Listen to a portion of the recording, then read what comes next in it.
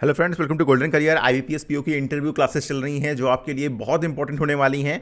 तो आप लोग इंटरव्यू क्लास को फटाफट ज्वाइन कर लीजिए, क्योंकि इंटरव्यू क्लास ज्वाइन करने के बाद ही आपको मिलती हैं लगभग 110 वीडियोस जो कि आपको आईबीपीएस इंटरव्यू में दिलाएंगे 80% मार्क्स, फाइनल सिलेक्शन मिलेगा, 80,000 रुपये आपकी सैलरी होगी। आज का टॉपिक है फॉरेन एक्सचेंज रिजर्व्स। लेकिन आप अगर इंटरव्यू क्लास ज्वाइन करना चाहते हैं तो गोल्डन करियर का ऐप प्ले स्टोर से डाउनलोड कर लीजिए, या वीडियो के डिस्क्रिप्शन बॉक्स में वेबसाइट और ऐप दोनों का लिंक है, जहां भी चाहें आप ज्वाइन कर सकते हैं। एक बार ऐप ही वेबसाइट खोलेंगे तो यहां पर दो क्लासेस दिखेंगी। आपको आईबीपीएस 2024 वाली ही ज्वाइन करनी है। रेट में सिर्फ 40 रुपए का फर्क है, लेकिन आरआरबी पीओ में सिर्फ आपको 90 वीडियोस मिलेंगी, यहां पर 110 वीडियोस मिलेंगी, क्योंकि कुछ कंटेंट थोड़ा सा आईबीपीएस पीओ के लिए एक्स्ट्रा हो जाता है। जैसे ही ज्वाइन कर लेंगे सारी वीडियोस हैं।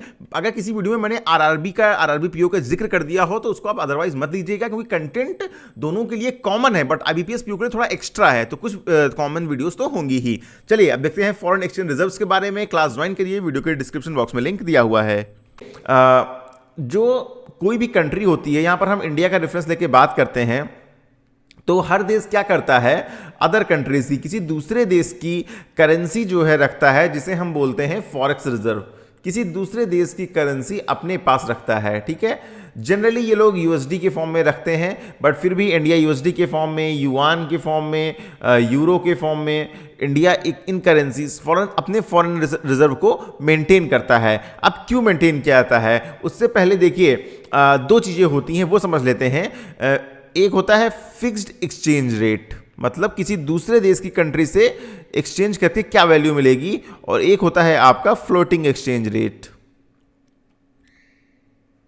Floating exchange rate, fixed exchange rate क्या करता है कि किसी दूसरे देश की करेंसी के साथ रेट को फिक्स कर दिया जाता है कि भाई अगर हम 1 यूएसडी लेंगे तो बदले में हम 70 इंडियन रुपीस जो है पेमेंट करेंगे। ये दो फिक्स कर लिया, और ये फिक्स कौन करता है, ये किसी देश की कंट्री या वहां की सेंट्रल गवर्नमेंट जो है फिक्स करती है, ठीक है।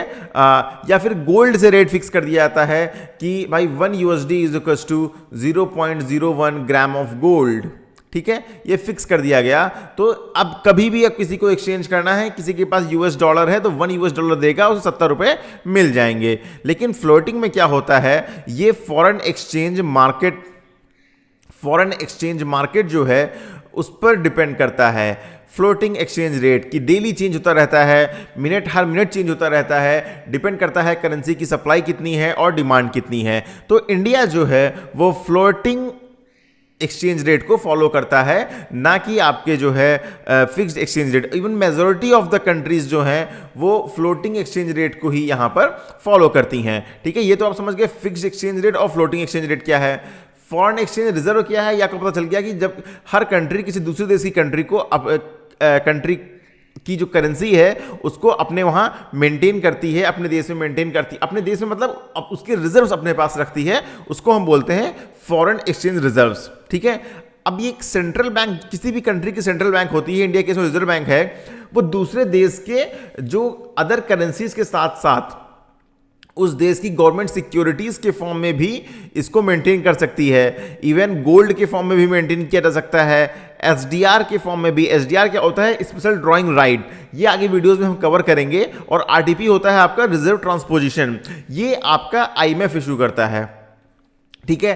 तो इनके फॉर्म में भी जो है फॉरेन रिजर्व को मेंटेन करती है इंडिया का। अब ये जो करेंसी जो फॉरेन रिजर्व है, ये मोस्टली अपने देश में मेंटेन नहीं किया जाता है, किसी दूसरे देश की बैंक में मेंटेन किया जाता है। जैसे इंडिया का जो मैक्सिमम गोल्ड है वो बैंक ऑफ इंग्लैंड के पास मेंटेन है, बैंक ऑफ इंग्लैंड के पास मेंटेन है, ठीक है। और अब फॉरेन एक्सचेंज रिजर्व क्या होता है, तो आप समझ गए कि किसी दूसरे देश की करेंसी को मेंटेन करना। अब जिस देश का जितना ज्यादा रिजर्व है उसको बोलेंगे उसके पास forex reserve all time high है, उसका फॉरेक्स रिजर्व से इंडिया का आपने सुना होगा $600 बिलियन पहुंच गया था फॉरेक्स रिजर्व, जो कि ऑल टाइम हाई था, ठीक है।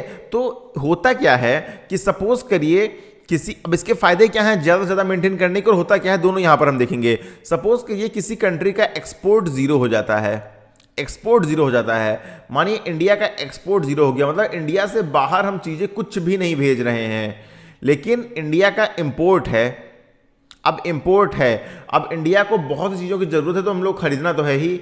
अब बहुत सी चीज़ें हम खरीद रहे हैं, हमको सेमीकंडक्टर चिप्स की ज़रूरत है, हम बाहर से व्हीकल्स खरीद रहे हैं, हम व्हीकल से डिफेंस मटेरियल खरीद रहे हैं।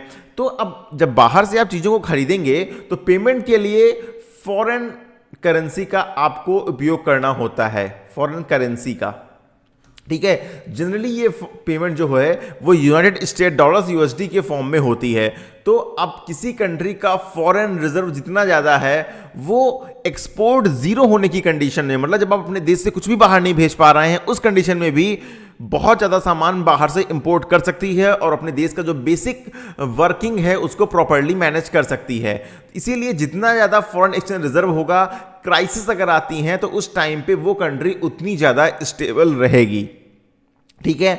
अब आप जब एक्सपोर्ट करते हैं तो आपको विदेशी मुद्रा के फॉर्म में पेमेंट मिलता है, और जब आप इंपोर्ट करेंगे तो भी आपको उसी मुद्रा, विदेशी मुद्रा में ही पेमेंट करना होगा। तो इस वजह से जो है ये डिसबैलेंस रहता है। अगर एक्सपोर्ट जीरो हो जाए और इंपोर्ट बहुत ज़्यादा हो जाए तो आपका जो फॉरेन एक्सचेंज रिजर्व है वो तेजी से घटने लगते हैं, ठीक है। बाकी फॉरेन एक्सचेंज रिजर्व का जो यूज़ है वो एक्सचेंज रेट मैनेज करने के लिए भी किया जाता है, एक्सचेंज रेट मैनेज करने के लिए, बट जनरली ये फिक्स्ड एक्सचेंज रेट के केस में होता है, फ्लोटिंग के केस में जनरली यूज नहीं किया जा सकता है। एक और बात ये है कि जिस कंट्री का जितना ज़्यादा फॉरेक्स रिजर्व हाई होगा, फॉरेक्स रिजर्व हाई होगा, उस कंट्री को उतनी जल्दी, उतनी इजी अदर बैंक से लोन मिल जाएगा। सपोज आप स्विस बैंक से लोन ले रहे हैं, आप एशियन डेवलपमेंट बैंक से लोन ले रहे हैं, क्यों? क्योंकि जितना ज़्यादा फॉरेन रिजर्व है वो कंट्री उतना ज़्यादा स्टेबल है और उसके रिपेमेंट के चांसेस उतने ज़्यादा हैं, उसकी क्रेडिट रिपेमेंट एबिलिटी उतनी अच्छी है। और जिस कंट्री का फॉरेन रिजर्व बहुत ज़्यादा होगा वहाँ पर इन्वेस्टमेंट भी ज़्यादा आते हैं, क्यों? क्योंकि जो इन्वेस्टमेंट कंपनीज हैं वो देखती हैं कि इस कंट्री का फॉरेन रिजर्व बहुत ज़्यादा है, तो अगर कोई क्राइसिस आती है, अगर कोई अनफोर्सीन सर्कमस्टांसेस कंट्रीज में बनते हैं तो उस कंडीशन में ये कंट्री बेहतर सर्वाइव कर जाएगी कंपेयर उन कंट्रीज के जहाँ पर फॉरेन रिजर्व ऑल टाइम लो है या बहुत ज़्यादा लो है। तो इन्वेस्टमेंट के लिए भी ये बहुत अच्छा है।